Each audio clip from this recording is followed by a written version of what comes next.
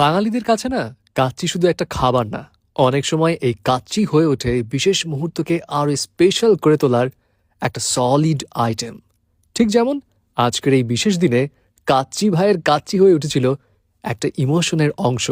দিনটা ছিল টাঙ্গাইল জেলার ধনবাড়ি উপজেলায় অবস্থিত ভাইঘাট উচ্চ বিদ্যালয়ের ৫৬ বছর পূর্তি উপলক্ষে প্রাক্তন শিক্ষার্থীদের পুনর্মিলন।